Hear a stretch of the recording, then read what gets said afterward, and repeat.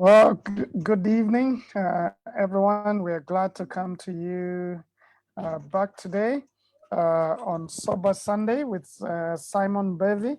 These are stimulating conversations every Sunday that we have around topics that affect us, affect our families, and affect our community during this season. Last Sunday, we had very good conversations with the guests that we had. We got to talk about this stubborn COVID-19 of the pandemic that is going on. We talked about the facts. We talked about stories of survival and things we need to do. And we talked about government policy and intervention as well. And we were glad to have Dr. Mercy last week together with us.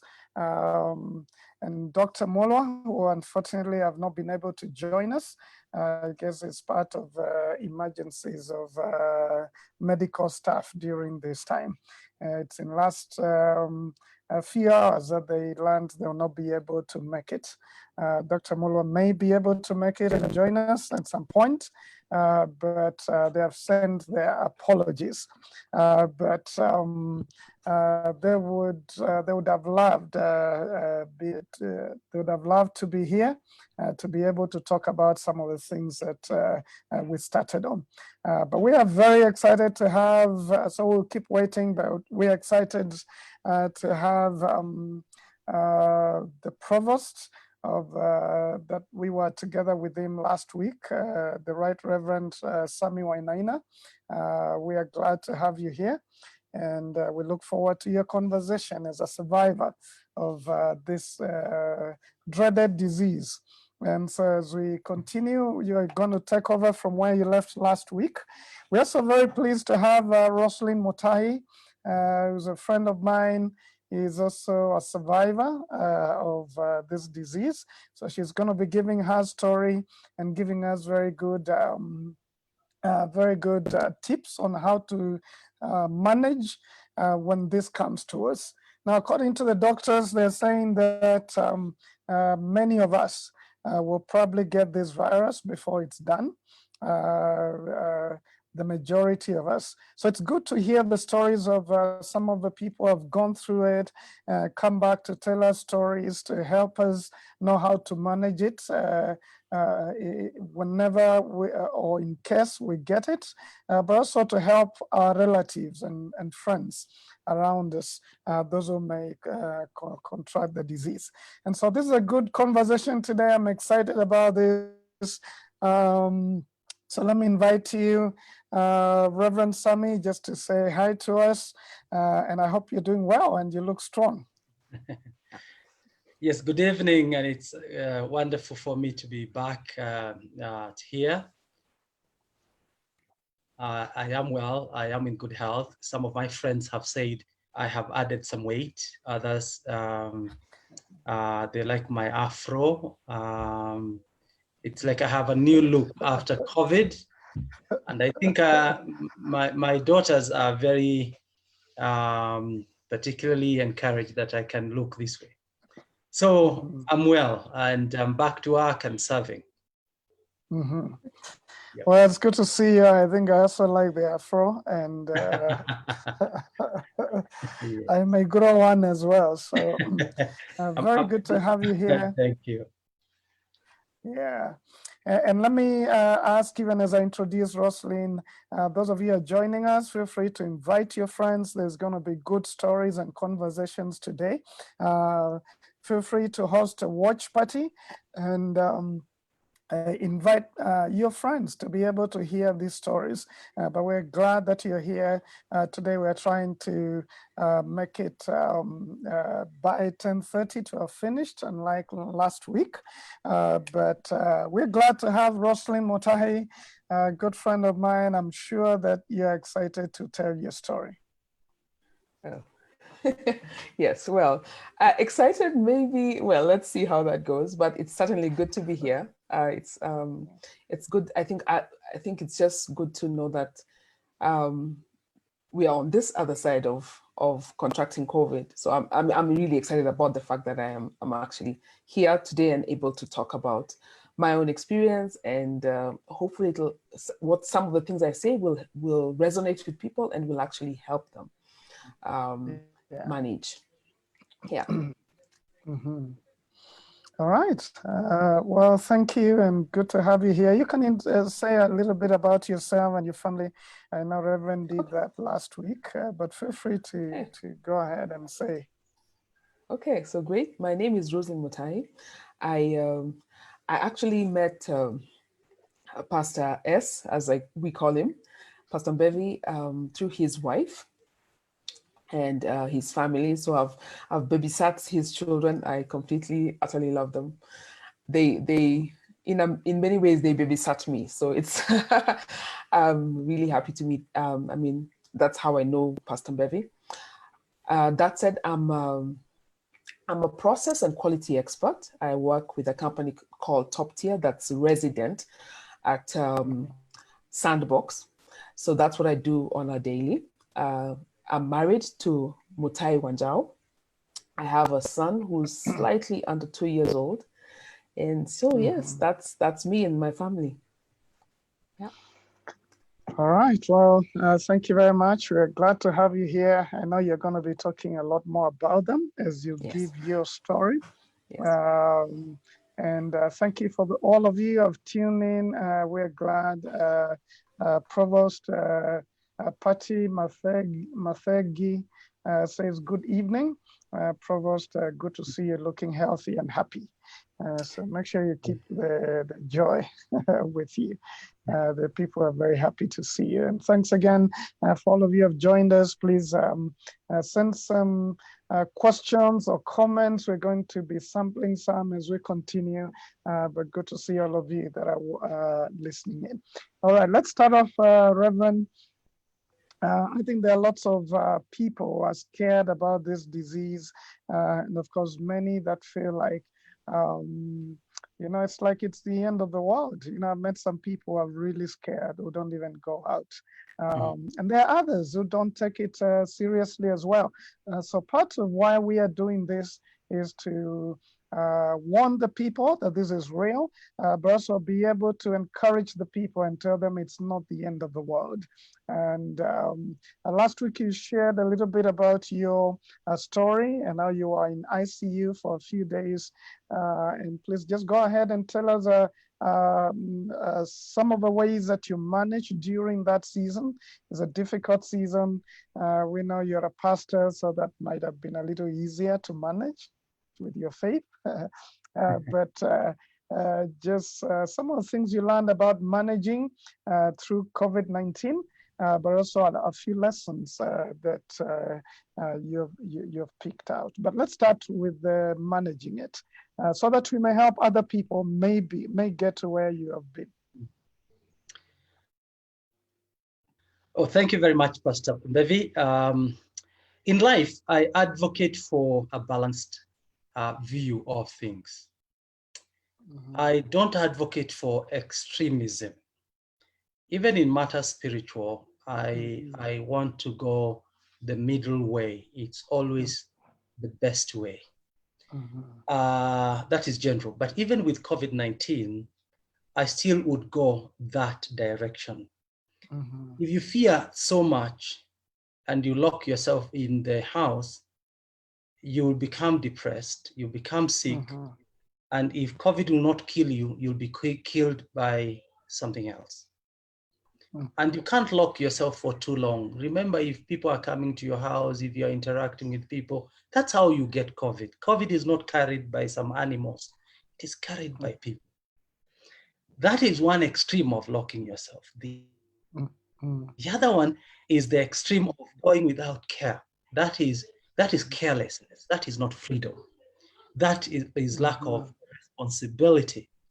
God does not give us the spirit of fear, but again, he also gives us a spirit of reason where we can be able to check what should I do at what time. And so the two extremes are not good, and I would encourage people, get out. Even for the 58 and above, what I tell them is, get out, have your mask on, keep the distance, you can go for some shopping, you can go for a walk. Don't die in the house in the name that COVID is coming and therefore I need to lock myself. Now, COVID is real though, and I didn't know.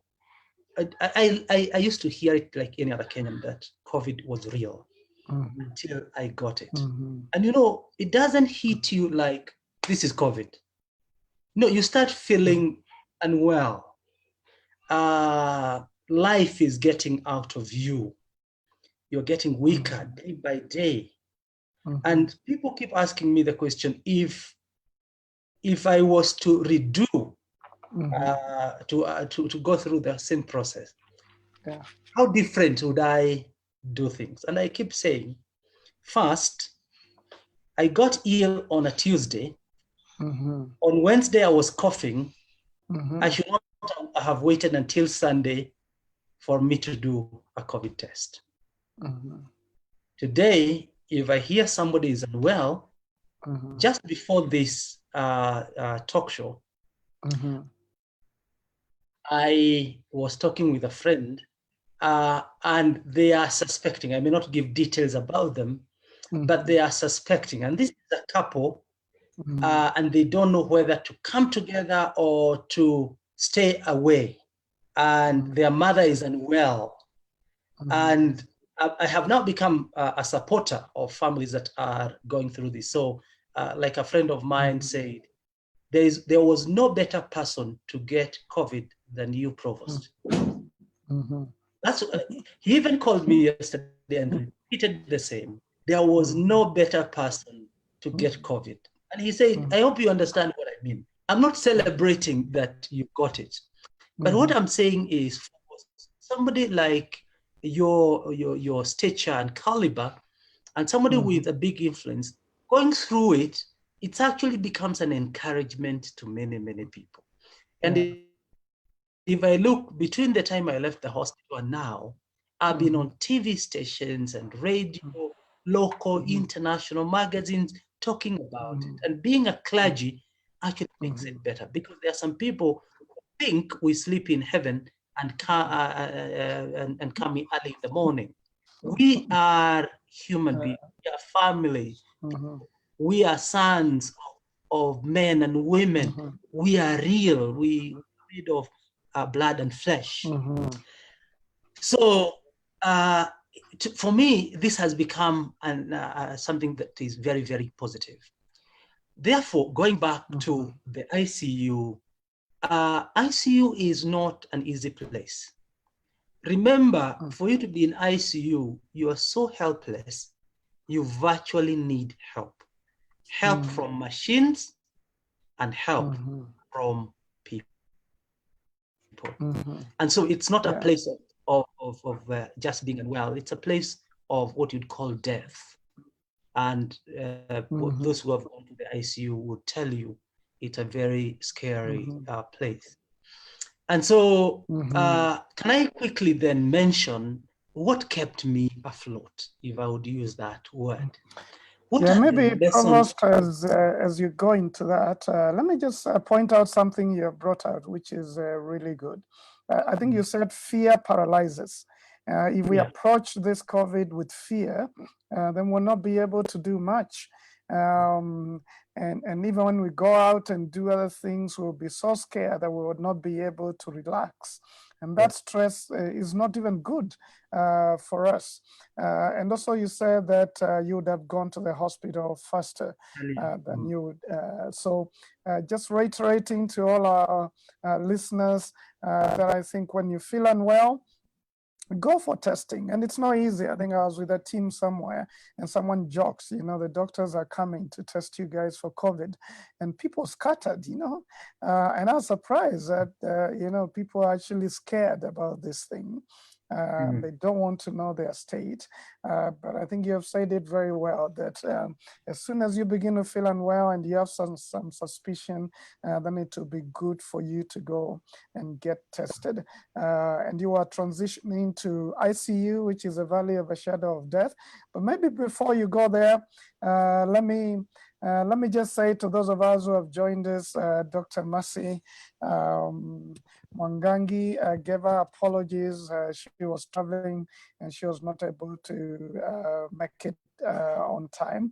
And so we're sad that she's not with us. She was willing to answer lots of the questions that many of you put across, but she sent apologies. So Provost, before we come back to you, let me just have Roslyn come in before you begin to talk about what helped you manage in ICU. Roslyn, tell us about this. Did you contract the disease as well? When and how? Okay. So very, when and how I contracted COVID-19. Yeah. When and how is unclear to me. And let me explain a little bit. So like in the beginning, when there were restrictions on movement, I was a little bit like the person the canon has mentioned, who was like, let's just stay at home and let's stay at home. That's all I did. So I was home a lot for most of March and from the middle of March until around towards the end of April. I was mostly at home. And then in that period, towards the end of April, then my mom got unwell. I mean, she'd been unwell, but she needed to go to hospital, and we were, my siblings and I were quite involved in that. So just making sure that she made her doctor visits, and twice she was admitted in hospital. So we spent a lot of time between medical centers, in a sense. So somewhere in all of that probably is where I contracted COVID-19. So my mom, unfortunately, was in treatment from towards the end of April until the 27th of May when she passed away.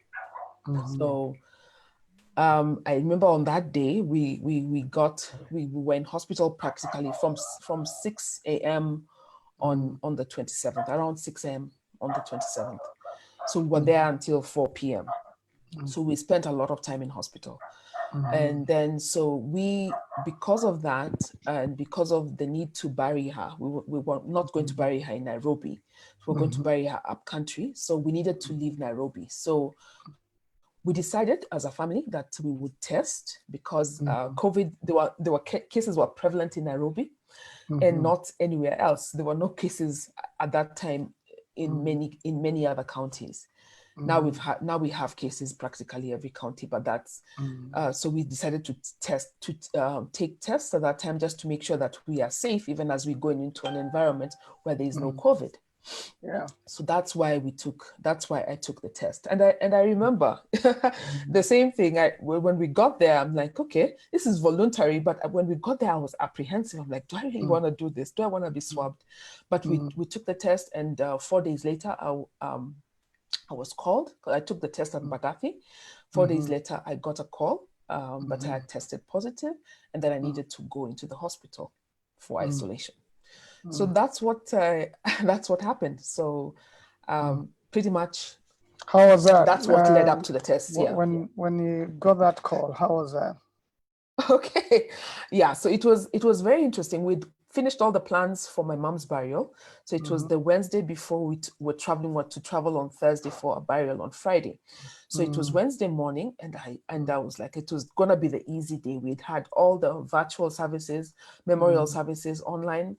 And so we were I was like, today is going to be a completely relaxed day. So around 9:30, I get a call, and I'm like, okay, KNH, this can't be good news. So I'm hoping, in my mind, I was like, okay, maybe they're just calling to tell me that my results are in. So they start, the way somebody preps you for, you get the sense that you're being prepped. I got the sense that I was being prepped.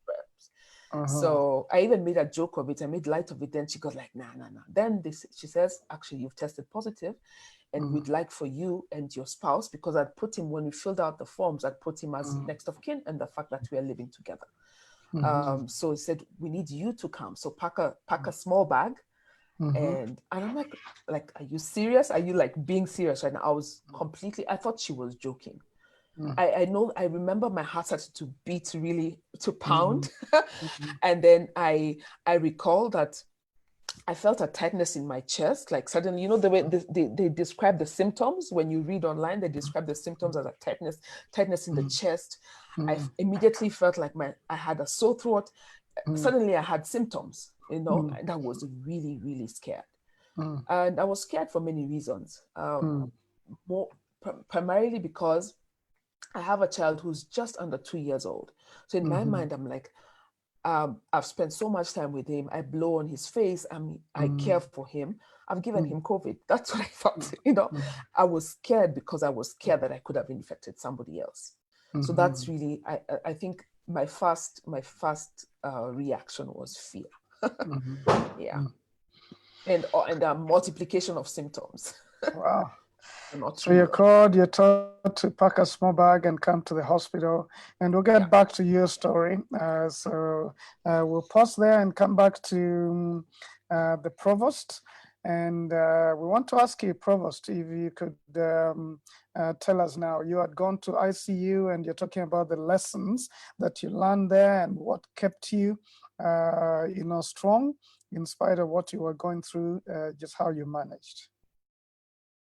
Thank you. My experience is from the time I also got a call on, I think, on the 2nd of June, to be told. In fact, I was told in a funny manner. I got it from Aga Khan, and they say, "Sammy, where are you?" I said, "I'm home." And then the lady was a little careless with the way she handled me, and I was on loudspeaker, seated on bed with my children, so they are listening to the conversation that I'm making. And she says, "You should be in an ambulance coming." I asked, "Where?" "To the hospital." "Why?" You're sick. You should be in the hospital." And that was very scary. Anyway, but I told my wife, "No ambulance is here. You can drive me slowly and take me to the hospital." And I must say a big thank you to Beatrice for doing that. Now, there are 4 major areas that I think are important, and I know Rosalind will concur with me that these are critical, not only for COVID, because pandemics are many, and you could be listening to us and you're going through other forms of pandemics, maybe even personal problems. But there are 4 areas that I thought were very important, and I have shared about them in many, many forums. Number 1 is spiritual capital. I normally talk of the capitals, the spiritual capital. That is about your investment in a relationship with God is so critical. And it doesn't just happen once, that today I've accepted the Lord Jesus Christ. No, a capital is an investment. And I realized my time that I have spent in my relationship with the Lord was so important. In the ICU, it comes a time, or even when you're sick, it comes a time when your money in the bank doesn't make any sense. It comes a time when your vehicles don't make sense. Your position in society doesn't make sense. What to me was so critical while I was sick is I had a relationship with my maker. And that investment is what helps you if you have to go, because we will die. If not of COVID, we will die. Even people who are sleeping and going, we will. There's no guarantee that I will be 80. But let me tell you, what will help you in your transition is your spiritual capital that is so critical, that you have invested in a covenant relationship with God. And that has taken many years. So it's a journey in the Lord. And that also, when you get healed, that's what stabilizes you. It becomes the anchor in which your life is held. And so spiritual connectivity is so important. Capital.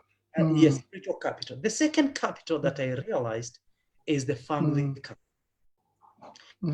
People who do better, and doctors will tell you this, and it's not just a psychological belief, it's also practical. People who have relationships that are stable tend to heal better, tend not to be depressed more, because when you have relation patterns that are strong, you have good support. If you're married and you have a good relationship with your spouse, that becomes the bedrock in which your life operates. So even as you go through times of challenges, you have an anchor also in your family. If God has blessed you with children, they become your supporter. My doctor told me something that I found very interesting. He said, your licensed provost to go home is not testing negative. License to go home is being able to breathe without suffering. In other words, the doctor was telling me, you don't need to stay here until you turn negative. By the way, I took a whole month to turn negative. I didn't need to be in the hospital. He told me, go home. You heal better, you heal quicker. And because I have invested again, the word investment is important as we talk about these capitals, in a relationship with my wife and with my children, that it was a safe place to go. Can you imagine being told to go home to a family that you have not invested in? And many people have found during this COVID-19 that they thought they had a family, but they have realized, no, maybe we stay in the same house. COVID has shown us we may not have strong family. So it is important for us to have the family capital, your brothers and sisters, extended family, if you can go that far, but the immediate family are very, very important. The second and the third are even simpler. And the third one is your social capital. And this refers to your friends, the friends you have invested in.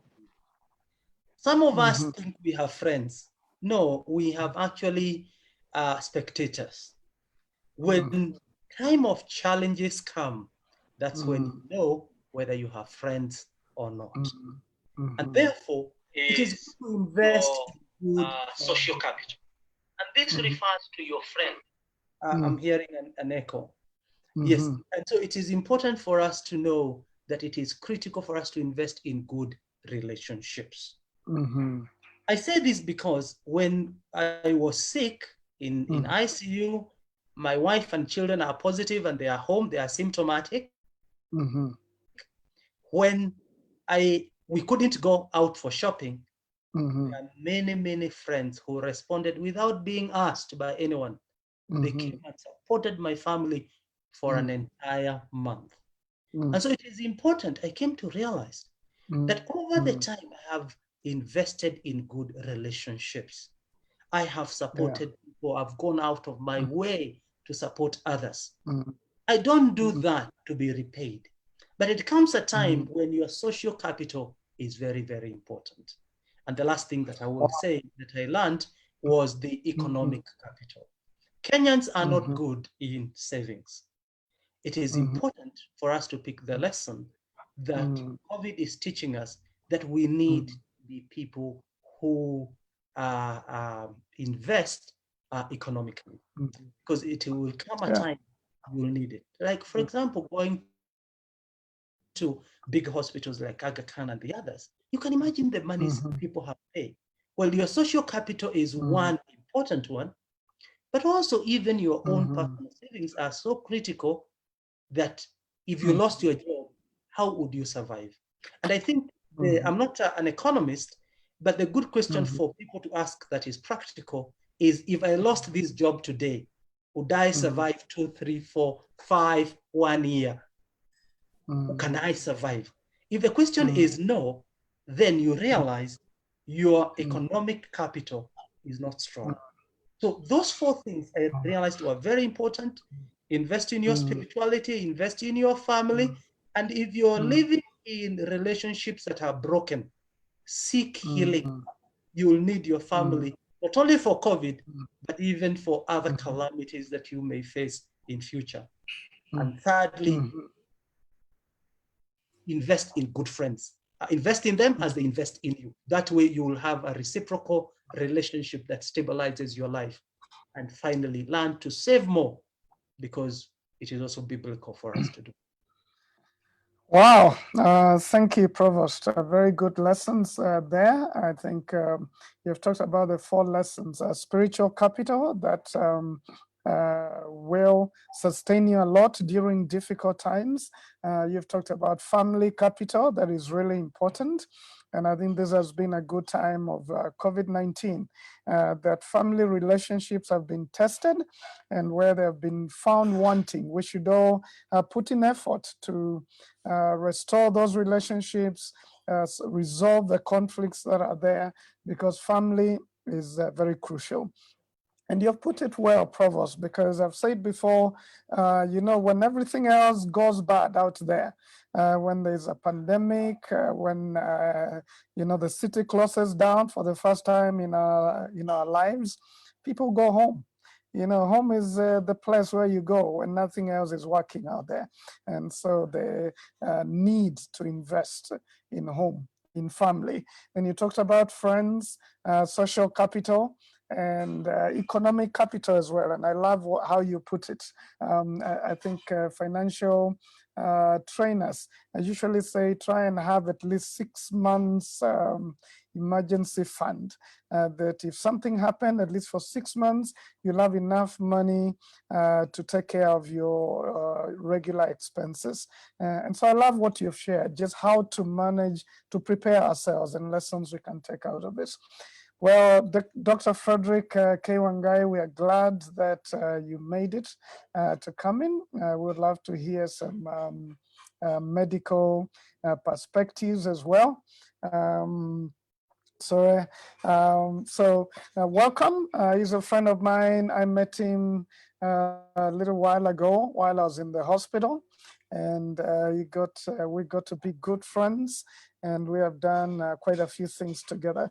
Dr. you're welcome. I would like for you to introduce yourself, say a bit about yourself, then we'll go back to Roslyn, and then we'll come back to you. Yeah, you can hear me?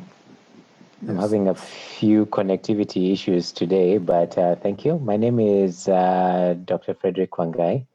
I'm a consultant physician specializing in infectious diseases. We met very serendipitously, Simon, a couple of months ago, but we thank God for that. And indeed, my passion really is to just try and help people get better, and more so holistically, so physically, spiritually, emotionally, and mentally. That's really at the heart of what I do. Yeah. Okay. So welcome, Doctor. We're going to be asking you a few questions. We're glad that you made it at short notice. So we're going back to Roslyn. So I'm sure you've been following the provost, survived COVID a few months, 2 months ago, was in ICU and recovered, and he's sharing with us the lessons that he learned. Roslyn as well was called and informed that he had it, and she had it, and that she needed to go to the hospital. So we had gotten there where you were packing your small bag and you were to go to the hospital. Thankfully, you are not told to get an ambulance. Yes, thankfully. I was told to take myself, but in no ambulance. So the coming home story is a little different, but I'll save that for later. And so, yeah, so I'm leaving home now. Have a small baby, and he's not a small baby. He's just under 2. And so I really agree with the provost that having family and having built enough social capital to support you in difficult times is important. And why I say that is because I remember we called my husband was not home at the time when I got the call. So he came home shortly after that. And I was advised strongly not to call him and give him the results. So I said, okay. So when he got here, I told him, and I saw the look of, I don't know, I don't think it was fright, but I think it was shocking for him as well. So we packed our stuff and we spoke with the nanny. We left our child with the nanny. And we said, look, this is the situation. We need to go away. So you just keep doing what you've been doing until now. So we are really grateful that she was supportive in that way. I could tell she was scared, but she was also had the frame of mind and the presence of mind to understand that she needed to step up into this in this situation. So we left her with the baby. We left a list of phone numbers to call. So at the top of that list was 2 family members, and then a number of friends. So if in case of an emergency, these are the people you call.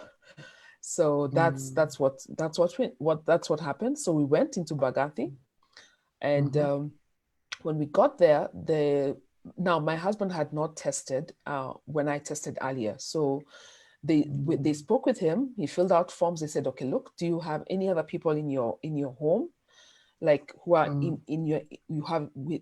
immediate contact? So he said yes. So he came back home, picked up the baby and the nanny. The 3 of them were swabbed, and then they came back home. So he did not, because he had not been tested, then they said, okay, we will not admit you. There's no need to admit you. Let's wait for your results. And then when those results come out, then we'll take a decision about what to do next. And so I think the thing about, yes, I think that the thing that I learned, one of the things I've learned quite very well in this process is that it's is to take decisions based on evidence or based on facts. I have a brother who's a doctor as well, like Frederick, and he's always like, let's wait for the evidence. And before I used to be like, you have no faith in anything, but and now I understand fully that it's important to it's important where certain things are concerned. It's very important to make decisions and to take decisions based on facts and evidence. And so for me, I like the fact that they said, okay, look, we're not going to have any knee-jerk reactions. We're not going to put the whole family into the hospital. Let's wait for your results. Very, very systematic. Let's wait for your results. And then based on your results, we will decide the next course of action. So pretty much. So, well, maybe a question before you say what else happened. You know, your husband is driving you to the hospital. You've been told you're positive. He doesn't know his state. How was that? Was he afraid of you? I don't know.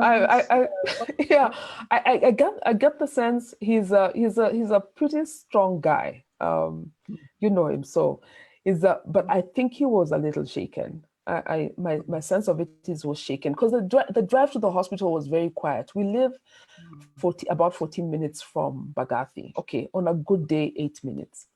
And so but it was very quiet. It was very methodical. We went through okay, pack bags. So we put all our stuff in the bag.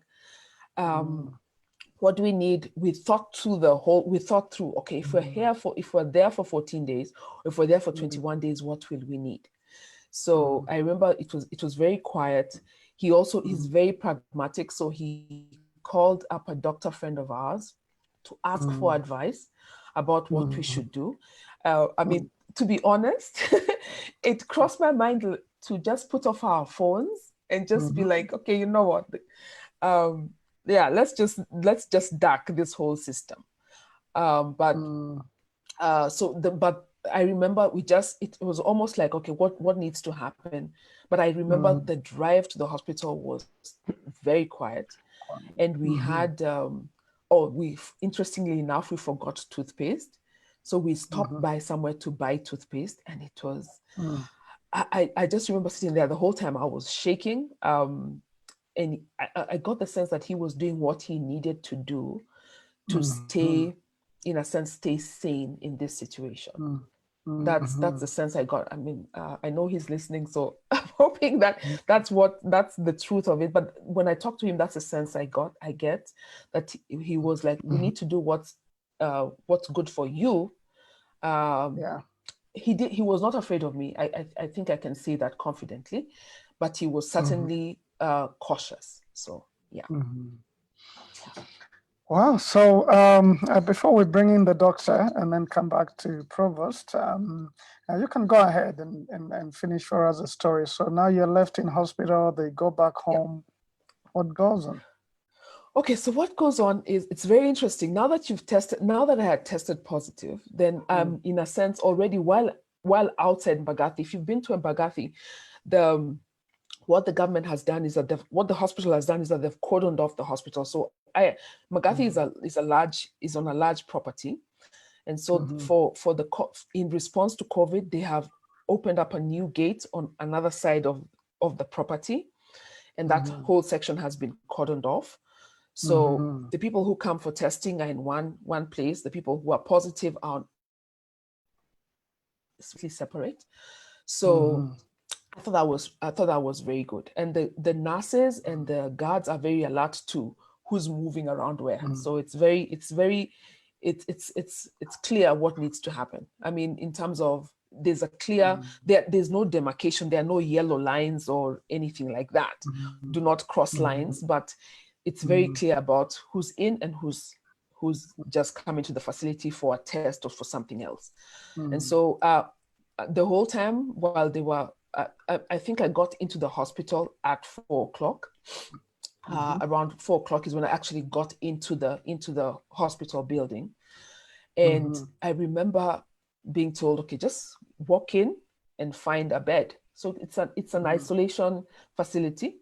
So walk in and find a place to, in a sense, lay your head. So that's what I did.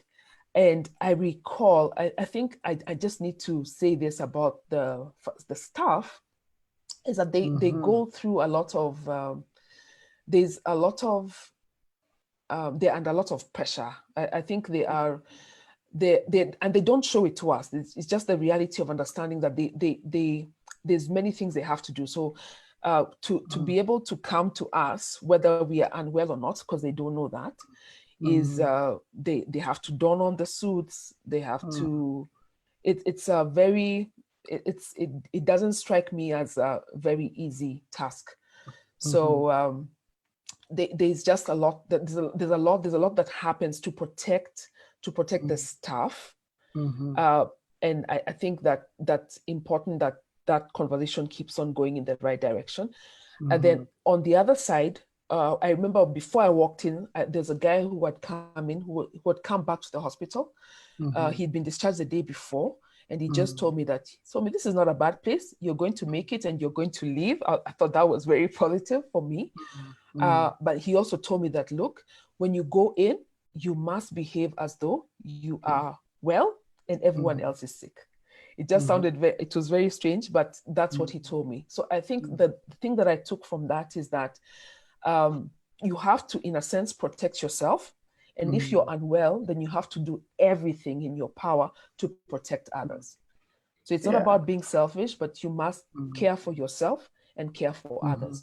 So all the protocol around wearing masks, about keeping physical distance, around periodically washing your hands, everything that we are being, it sounds like it's broken and it goes over and over, but it's really key in not only protecting you, but in protecting others. Yeah. Well, we'll come back to you to finish up, but great story. Thank you for many of you that are texting in. We're grateful, and I think these are good stories to listen to because you don't know when someone else around you or someone you know, or maybe yourself, you're going to be next. And these are good lessons for us to learn in advance. I've been watching a lot of stories of people who have been there because I want to learn and I want to be able to help others as well. So Dr. Wangai, you're welcome. I think you have listened in. Maybe tell us what's, I know it's a lot of stress for the nurses and the medics generally. I know once in a while they may not communicate the best, like for the provost, that wasn't definitely good communication, but it will be one in 1,000 that may happen. But what we need to know just about the nurses and doctors that we know and what support that we can give them. And also speaking to Rosalind's situation, she's saying you're getting there, you know, it just looks like, I mean, it can be very frightening to be into that isolation ward and just being told walk in and find a bed. So just tell us a few things that might help us, might help our listeners as we face that reality. Yes, it's very interesting hearing the other side of the story, you know, from the patient's point of view, I must admit. From the doctors and the healthcare workers' point of view, I think it's really important for us to just realize that one, doctors and nurses and other healthcare workers are also human. You know, in our African culture, we tend to almost, you know, deify or semi-deify, you know, those in the healthcare profession as people who, you know, almost next to God. But, you know, doctors and nurses and healthcare workers, we fall sick. We have our fears as well. No one could have prepared any of us for this COVID-19 pandemic. You know, when in December, when we were watching and, you know, reports from China, all the way from here in Nairobi, and was wondering, you know, to ourselves, you know, I remember I thought, will this thing ever reach Kenya? And if it does, what will we do? And for many of us in the healthcare profession, that is exactly what happened. Our worst fears came to life. And so no one prepared us for this, really. Number two, no one ever imagined that something of this magnitude that would happen in some small little town, you know, in Asia, you know, in China, would actually affect us on a big, large personal scale. And thirdly, really, what brought it even closer home is when our first, you know, medical colleague, she was a gynecologist, died a few weeks ago. Now that really stung. And for us as, you know, us in the medical profession, you know, we wonder, okay, every single day when I wake up and I go to work, I wonder to myself, will today be the day when I actually catch the virus? Fortunately enough, we know the statistics and we know that those who are at a higher risk are those who are older, unfortunately those who are male, those who have pre-existing comorbidities, you know, cardiovascular diseases, diabetes, hypertensives. Yes, we know all that. But for those of us who are a bit younger, my main worry is that, yes, if I catch COVID, God willing, I will probably survive. But what about the hundreds of people I interact with on a day-to-day basis? Will they be able to survive if I pass it on to them? If I go and, you know, for a weekend and I go and have lunch with my mother, with my father, with my grandfather, will they be able to survive if I pass it on to them? And so for us in the healthcare facilities and, you know, in the medical profession, the weight and the enormous weight and responsibility that we carry in that we can actually be super spreaders, in that we have so much responsibility not only to take care of ourselves for our own health, but for the health of those around us and for the patients who may be vulnerable. Mhm. So I think that there's so much compounding in terms of, just mentally, the weight of, yes, I have to treat this person. I have to make sure he gets better. He's depending on me, when he comes sick to me.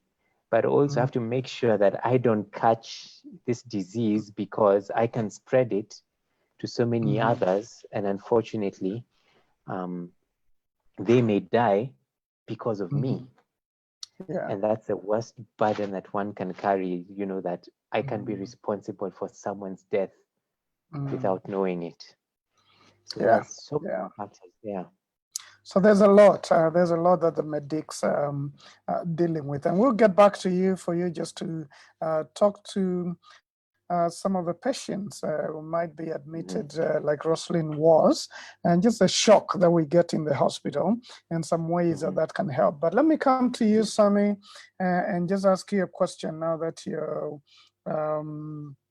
a leader in the church, a respected leader in the church. Do you feel like the church is doing enough to educate people and to give people, the guidance, the spiritual guidance and social guidance as well on how to handle this pandemic? And what do you feel can be done better or more?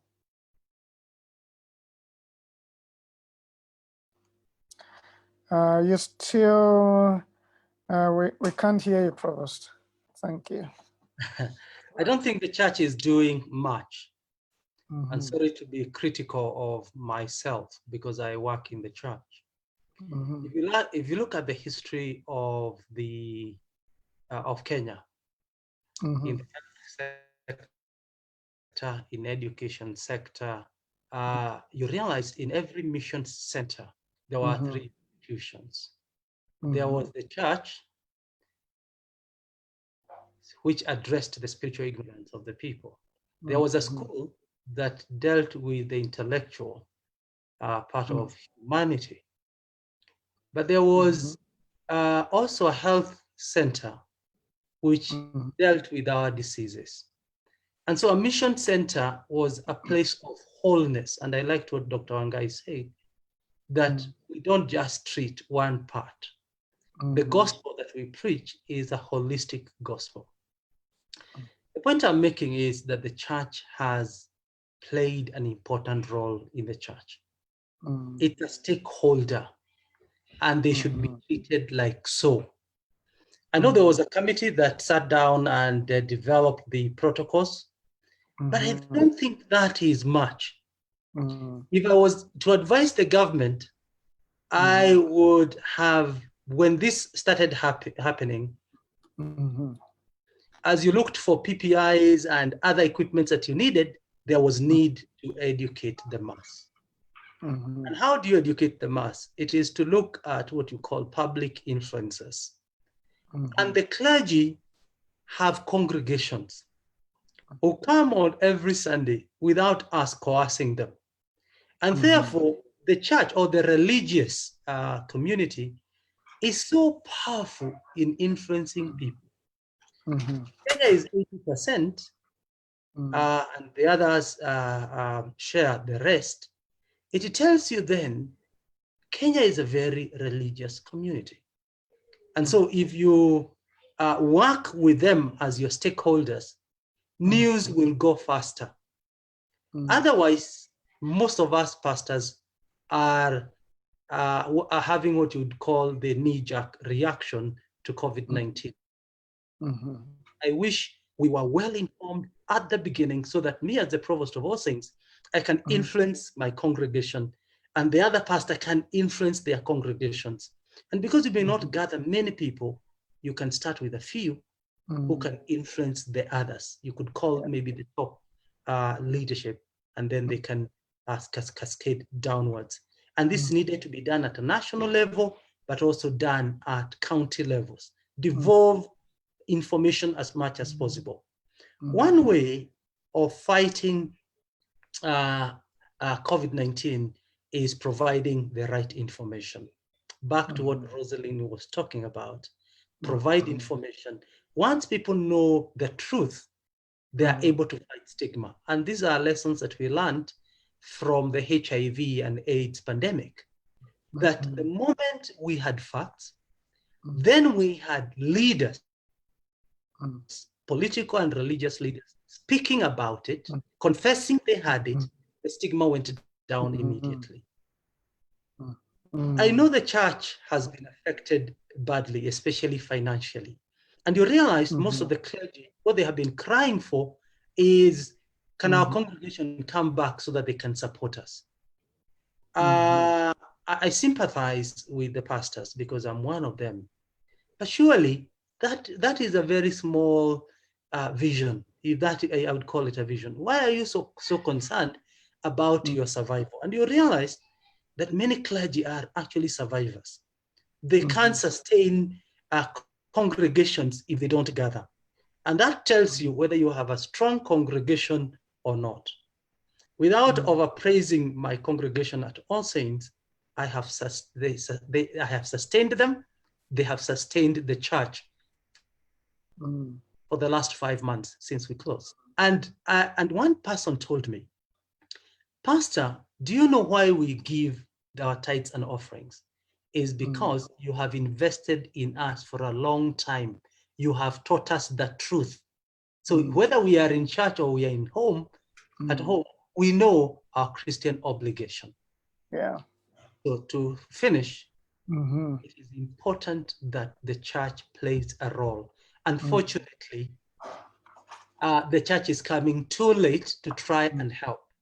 And you realize today, even those churches that were pushing for the reopening of the church, they don't have a congregation. Even those who are asking that, why don't you add maybe 200 or 300 people who can come to a big church like All Saints? You realize people are well informed and they won't come. And that's why some of us have not opened churches, because our congregations are well informed.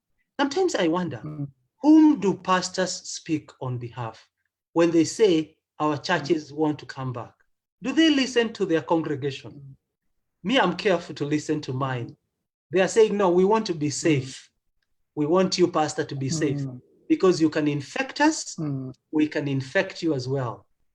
And therefore, it is important that the church leadership speaks about COVID-19 from an informed point of view.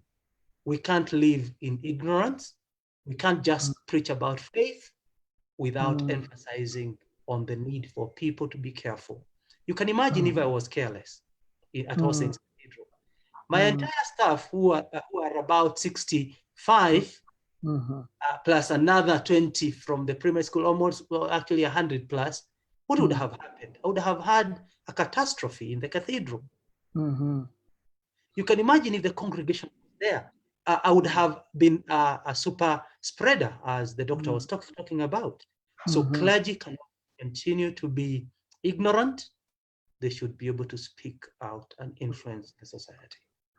Well, I love what you said, Provost, and the encouragement of believers to make sure that they support their churches so that churches don't have to close at a time like this in terms of buildings, and they can't pay their electricity and all of that. So faithful out there, we want to call upon you to make sure that you support your church and where you've been feeding for these years. But thank you for the things that you have said. We're going to come back to that.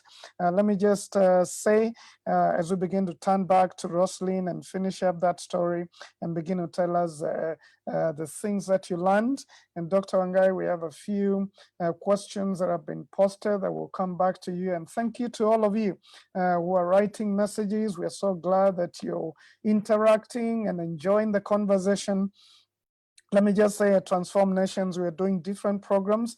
As you can see on our Facebook page, we have the Man Enough program that we have so worked with the provost here as well to teach, to work with many men.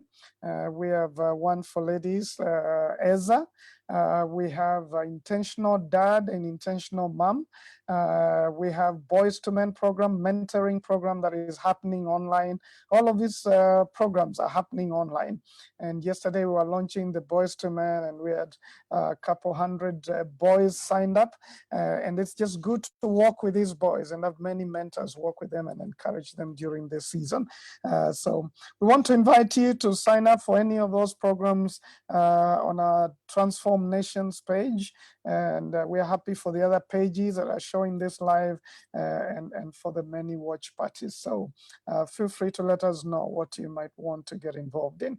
So Roslyn, before I come to the Daktari and ask some questions here, let me ask you to, bring us towards a close of your story. You're in the hospital, you've been left there. How many days did you stay there? What was going on during that time? What lessons did you begin to learn from that? Okay, so just real quick, I think one of the things I did quickly was I called a friend of mine, and then I tried to be very dramatic so that anyway, so I called a number of friends and just explained, particularly because I'd been with quite a number of people in this time because we were preparing for burial.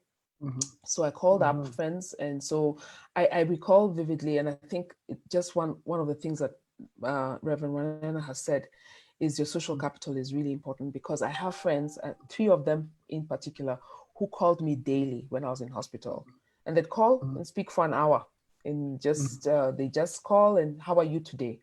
So I think one of the biggest lessons I've taken from this is when we invest in people, I think I've seen one of the questions,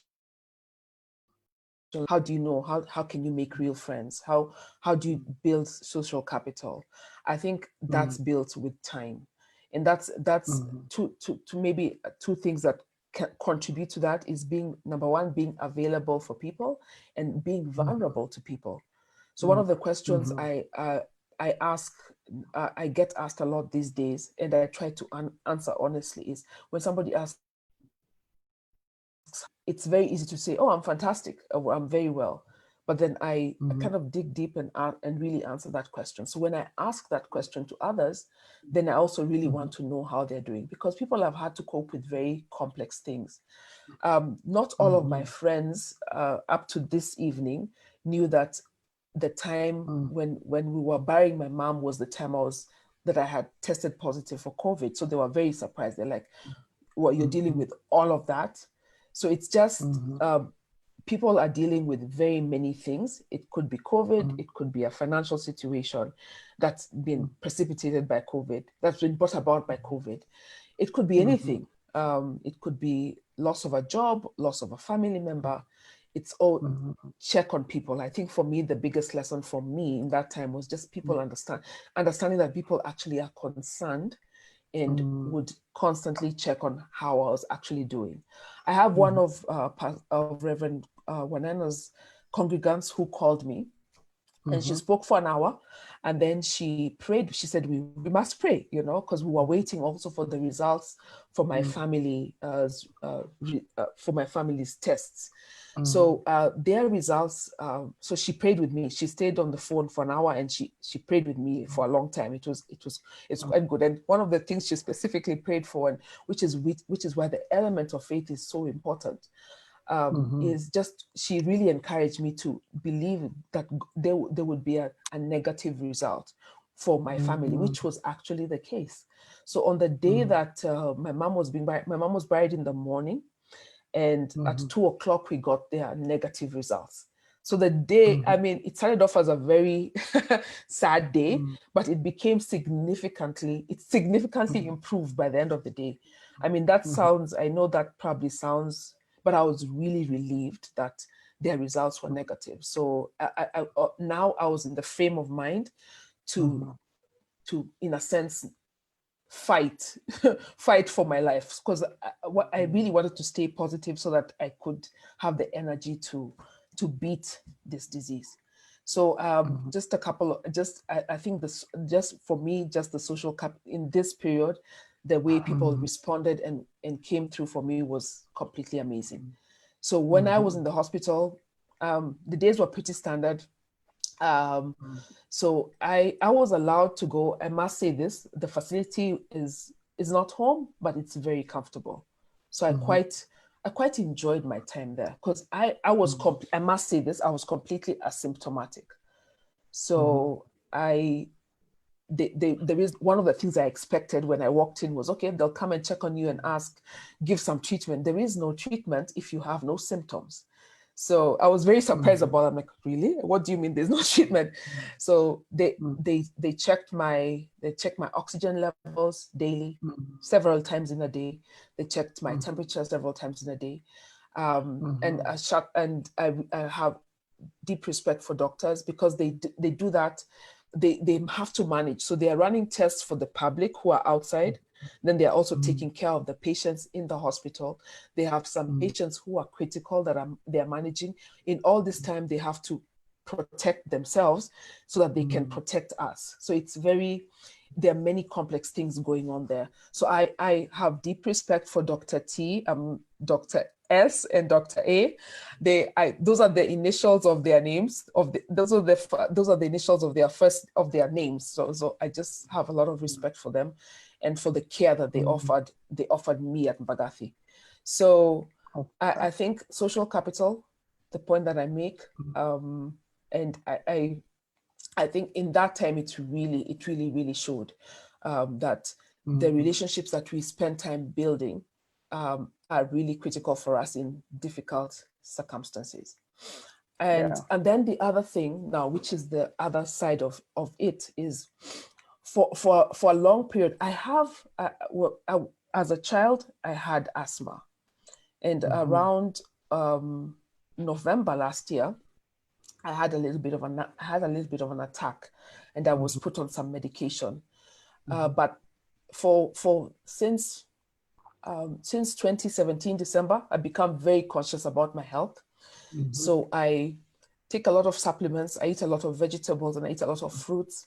Now in this period, we've started to grow our own food so that we have control over what we are eating in terms of what the level of impurity that it contains. So we know where our food comes from, so we grow our own food. So we've been very conscious about our health.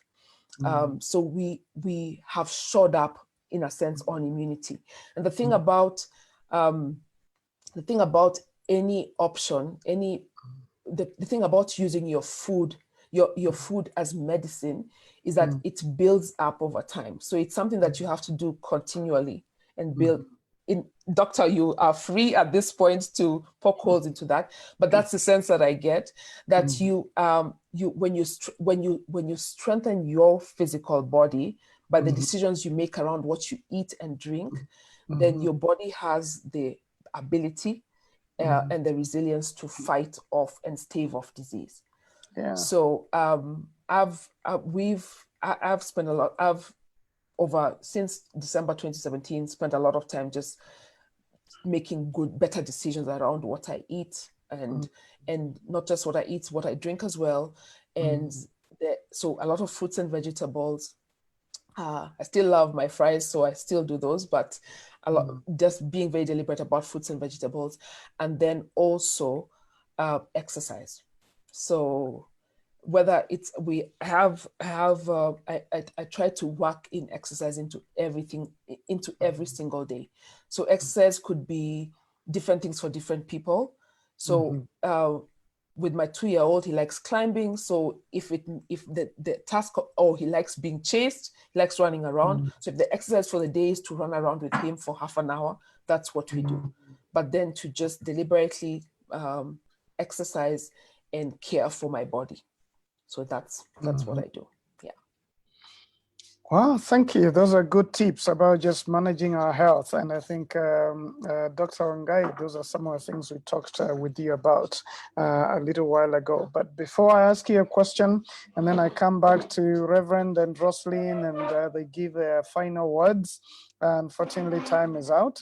But Dr. Ongai, I know people are saying, what are some of the ways we can fight stigmatization you know, and I just want to, I think all of us are urging people out there, when someone gets unwell, that's a time they need you, not to be stigmatized, not to be looked at as if, you know, the wildfire, you know, and be kept at arm's length. That's when they need to get a phone call from you and things like that. So I think stigma comes out of ignorance.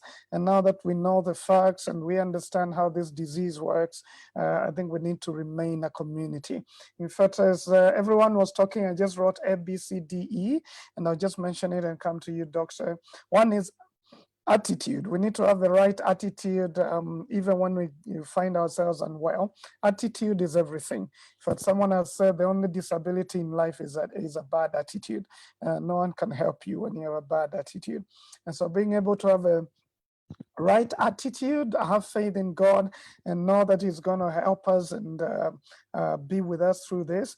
B is bravery. We need to be able to face what we've got to face. I think sometimes sicknesses get worse because of fear and just wondering, you know, are we going to die? Is this the end?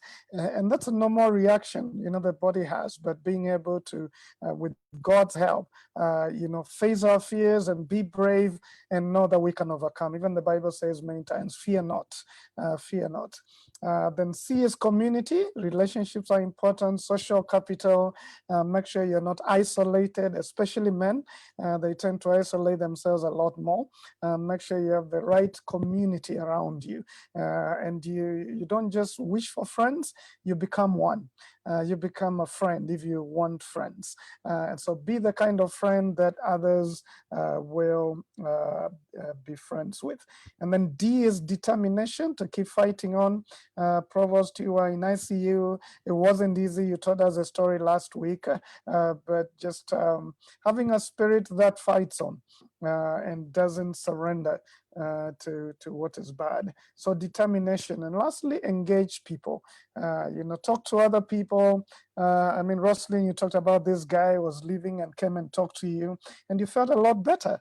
So just realizing sometimes a word you can give to someone here and there could be what they need and what will keep them alive.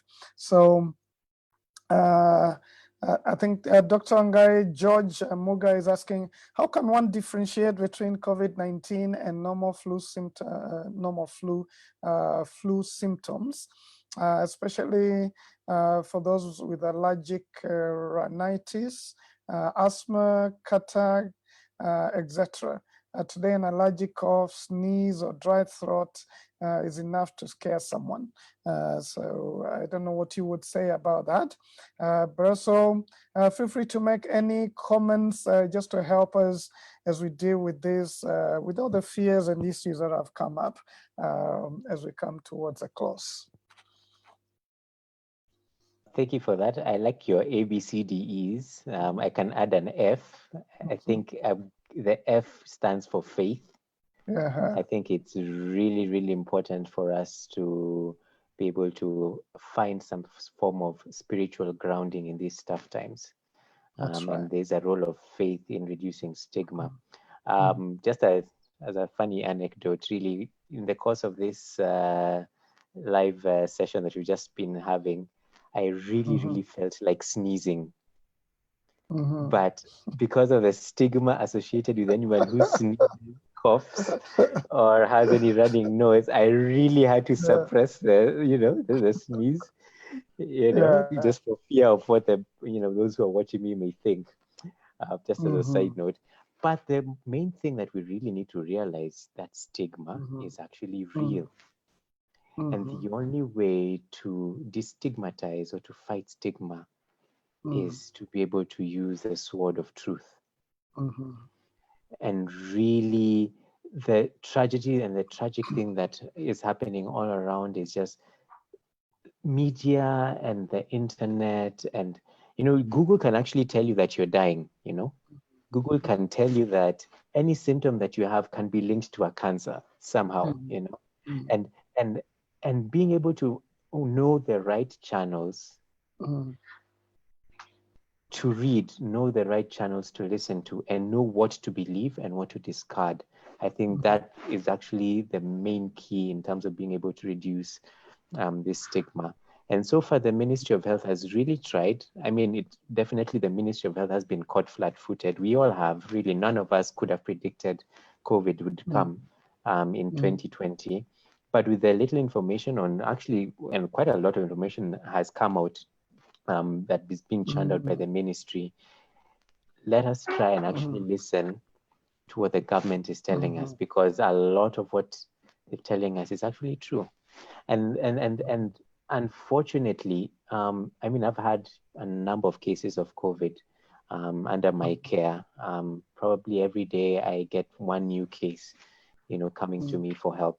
The thing that is really consistent amongst most of my patients is that people actually do not believe and have chosen not to believe the scientific facts that, are being fed to the population from the government. And it's really sad to in this day and age to get so many Kenyans coming saying, I don't think COVID is actually real. Why? Because I do not know anyone who has COVID. I don't believe COVID is real because, I think the government just wants to try and make money and steal from us people. They don't want me to, to work. And it's really sad when, personally going through the wards every day, seeing people who are really sick. Unfortunately, I've had a couple of patients of mine who, who have succumbed to COVID. And I remember even just the other day I had a case, a 60-year-old man who was very sick, had stayed at home for 3 months and comes, and I diagnose him. I tell him, yes, you have COVID and you need to test your wife as well.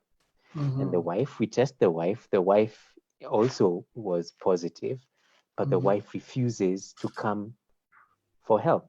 And she's calling me on phone and saying, Daktari, I've been at home this whole time. There's no way I can have COVID. This is just, let's test again. This is a fake result. And I have the result in my hand. And I'm seeing her husband under my care in hospital. The husband, unfortunately, he dies. And my mind is now racing. I'm saying, okay, let's save the ones who are living. And I call the wife and I tell her, please, you need to come to a hospital. We need to treat you. We need to watch you. We need to monitor you. And she says, no, Daktari, I do not believe at all that there is something called COVID. And she's afraid to come to a hospital. She doesn't, think about it. And at the end of the day, stigma is something that really we need to fight. Because if we do not fight this stigma, we're going to have many, many unnecessary deaths that we could have prevented. You've asked a question from one of the viewers who was asking about allergies and allergic rhinitis and the normal flu, and distinguishing between a flu and COVID. It is actually very hard to distinguish between COVID and a flu. Why? Because COVID, the causative organism behind COVID is a virus. And on the other hand, the flu, most flus are caused by viruses. Now, because they're both viruses, the symptoms that, would manifest with a viral infection are all the same. So you'd get your sore throat, you'd get your running nose, you'd get your, body aches, you'd get your fevers, you'd get your diarrhea, you'd get your vomiting, a loss of smell, loss of taste. All those are common between all the respiratory viruses. So unfortunately now, us being in, heading into August and coming from July, the cold season, that was a basic nightmare for many of us as doctors, because yes, many people are coming to us with flus. And we have to try and distinguish, is this COVID or is this just the normal flu because of the cold season? However, the thing that we need to realize between COVID and the other viruses, or, the SARS-CoV-2 as we call it, and other viruses, is that the viral infection in the COVID-19 disease affects those who are very, very vulnerable, and we know the characteristic age group, the characteristic metabolic profile of those who are very vulnerable. And in these people, it is actually accelerated. The disease gets very severe in a very short time. And the severity of the disease now manifests in symptoms such as difficulty in breathing. You know, you have this, you're just not able to breathe, you pant when climbing the stairs, you know, when exerting yourself, you just cannot, you know, it is out of proportion to a normal flu. So when you start having flu symptoms, but this flu symptoms is not like the flu that you had last year. This one is actually much worse, and you just feel so weak, and you feel like, you know, you can't get out of bed, you can't walk, you can't breathe, you're wheezing. Now that is a danger sign. And that is a sign for you to be able to just rush to your nearest medical center and seek help. Those are some of the things that, you know, we can be able to answer in that question. Okay, well, thank you very much. I appreciate that guidance. Unfortunately, we have run out of time. This time just flies. I think we could do 3 hours, but good conversations, good feedback from the people. We're praying that people don't get sick, but you're equipped if you get sick. That you will need to do the needful, that you will see a doctor, you'll be able to eat well, exercise, build your immunity, and once you come out of it, be able to tell your story so that people may be forewarned and people may be encouraged as well. So many people saying, thank you very much, Provost. Thank you very much, Roslyn, for sharing your story. I think we are grateful. There are many people who would fear to share their story, but thank you for sharing your story. It's encouraged many, it's encouraged me, and all of us are the better. So we are urging all Kenyans, let's please wear our masks. Today I was out and I saw many people just they're carrying their mask, not wearing it, or putting it on their neck. And yeah, it's unfortunate, but let's wear our masks. Let's talk to each other. Let's be accountable to one another.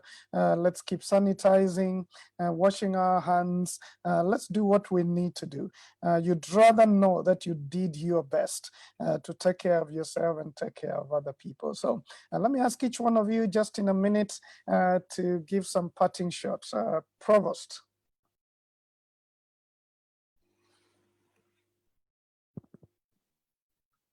Yeah, thank you very much for having me. And I think I will comment on from where the doctor left, Dr. Mwangai.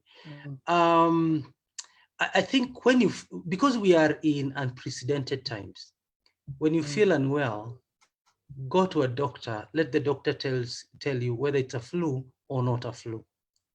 I have 2 friends who have gotten COVID, gone to hospital, turned negative, but even up to now, they are on medication because of their lungs had been damaged. If you wait for too long, by the time you go to see a doctor, it's very dangerous. And so it is possible for you even to turn negative, but you still continue with medication away from COVID. And even some have collapsed and died. We have such cases. And so don't wait. These are unprecedented time. If you feel sick, 2 days, don't wait for the 3rd one. Just go. You'd rather know you are dealing with a different illness than being sorry later when you're being taken to ICU. It's expensive, and also you may have affected many other people around you. Thank you. Thank you, Provost. God really bless you. Roslyn? And just to add on to that, just if you test positive, if you tested positive like I did and are asymptomatic, I think there's a gentleman who said that he is now tested positive. At the time, I was in hospital for 5 days. And then I was discharged into home care, because around that time was when the government came up with the guidelines for home-based care. So I was discharged and allowed to quarantine at home for an additional 18 days. So my last thing to say is that if you do test positive, and if you are have been released into home-based care, then just do what the doctors have asked you to do, and that is to isolate. So when I came home, I stayed in my room. Nobody came in except my husband. And when he came in, he wore gloves, he wore a double mask, he brought meals. When I got out of the room, I sanitized. When I touched the door handles, I cleaned everything in my wake. So basically, I tried to get out of my room when people are not moving around a lot. And then I cleaned up, in a sense. I sanitized after myself. So follow the guidelines, so that you can protect the people you're at home. So protect the people that you love, and just follow the guidelines, because you will come out of it. If you, when you are well, then you are safe to be around everybody. So as much as possible, just follow the guidelines, especially if you are released to home-based care. Just do what you've been asked to do. Yeah. Thank you very much, Dr. And thanks to give us. Thank you very much. You're welcome, and really appreciate you sharing your story. Dr. I would say a couple of things. Number one, we need to remember that COVID, and part of debunking the myths around COVID is not a death sentence. And that is something that I really love to share with everyone I meet. COVID is not a death sentence. So get help. Number two, demystifying and debunking the myths around COVID is really, really important to fight stigma. Because COVID is just a viral infection. And somehow the Lord was able to design our bodies in such a way that our bodies naturally fight viruses much easier than even bacteria. So if you have symptoms that are suggestive of COVID, or even just feeling unwell, please seek medical advice, just as the provost said. Number three, and the last thing that I wanted to say, that because I've been seeing a lot of it going around in social media, is the whole controversies about certain drugs that you can take to either prevent you from getting COVID or self-treat yourself. There've been a lot of videos being posted around in Facebook and YouTube of some doctors in the States and all around, saying that, yes, we have a cure, and, take this drug, take this drug, take this drug. And I've been seeing a lot of people, around buying various things and self-medicating. There is a huge danger in self-medicating, because a lot of the drugs that we take, and a lot of drugs that have been purported to actually cure or prevent from someone from getting COVID, are actually harmful, causing heart disease, causing sudden death, causing skin disease. And we should really, really be careful not to self-medicate. And lastly, just as the good book tells us, the best preventive measures for COVID can be found in James chapter 4, verse 8. It tells us to wash our hands, So simple public health measures such as washing our hands, wearing masks, sanitizing have actually been the number one preventive measure to fight COVID that has been scientifically proven. No drug has been proven to prevent COVID, but wearing masks has actually been, and the data is very, very clear that the public health measures are the number one way to fight COVID. Wow. Thank you, everyone. Thank you, hundreds of you that joined us in this conversation. I think you've heard it, you have heard the stories, and you have had the hope as well. I think all of us have said that there is hope beyond COVID. It's unfortunate we have lost some lives, but we all pray for comfort for those of you who have lost loved ones. And we pray that God will protect us, and this is going to come to an end. Meanwhile, let's do what all of us need to do. Let's follow the measures that have been given, and let's take care of ourselves. And lastly, from me is to say John 16:33. Jesus warned us that in this world, we're going to have tribulations, we're going to have difficult things. But he encouraged us and said, he has overcome the world. So may we put our faith in God and know that he overcame the world, it shall be well with us. And may the peace of the Lord be with us as we continue to fight this. And I'll just say a quick prayer. Almighty God, we just pray for many that are struggling with this. And we pray for our country and nations. And we pray that you will deliver us from this pandemic. But meanwhile, you'll encourage each one of us as we fight it. And Lord, that the fear that has gripped so many will not cripple us, but we'll be able to get out of this well. In Jesus' name, amen. Well, thanks again, and thanks viewers and those of you who are listening in for also accepting the apologies of the doctors who are not able to be with us. But thank you very much, Roslyn, for sharing your story. A big blessing. Thank you, Provost. We're proud of you and what you're doing. May the Lord bless you. And thank you, Dr. Wangai. We're so grateful that you came in and for your insights. God bless you, everyone, and have a blessed night and a good week ahead. Thank you. Good night. Good night.